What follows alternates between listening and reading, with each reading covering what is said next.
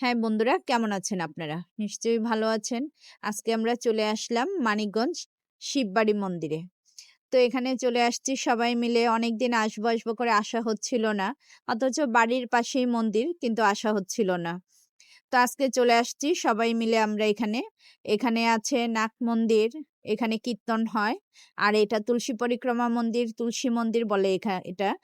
তো এখানে যাচ্ছি আমরা রাধাকৃষ্ণ মন্দির। গোপালটা কিন্তু বেশ সুন্দর। এত ভালো লাগছিল, তাক থেকে চোখ সরানোই যাচ্ছিল না। মনে হচ্ছে তাকে কুলে নিয়ে বসে থাকি। মনে যে কুলে নিয়ে ফেলি, এরকম অবস্থা। গোপালটা আমার এত ভালো লেগেছে, খুবই ভালো লেগেছে। তারপরে এখানে আরো মন্দির আছে। মন্দিরগুলো আমরা ঘুরে, ঘুরে দর্শন করলাম প্রভুদের। সব ঠাকুরকে দর্শন করেছি। খুব ভালো লাগছিল। মন্দিরটা বেশ বড়। সবগুলো ভাগ, ভাগ করা আছে মন্দিরগুলো। এটা তুলসী মা। তুলসী মাকে আমরা দর্শন করেছি। তুলসী মাকে সাজিয়ে রেখেছে এখানে। শাড়ি পরিয়ে রেখেছে, গলার চেইন পরিয়ে রেখেছে।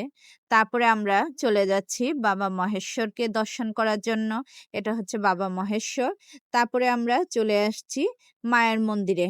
এই যে আমাদের মা, মাকে দর্শন করলাম। এখন চলে যাচ্ছি আমরা আবার বাবার মন্দিরে। বাবাকে দর্শন করব। এই বাবা কিন্তু মাটির নিচ থেকে উঠেছেন। আপনারা দেখলে বুঝতে পারবেন বাবার নাক, মুখ, চোখ সবকিছু কি সুন্দর। বাবাকে দেখতে এত ভালো লাগছিল, ওখান থেকে আসতেই ইচ্ছে করছিল না। তো বন্ধুরা, এই হলো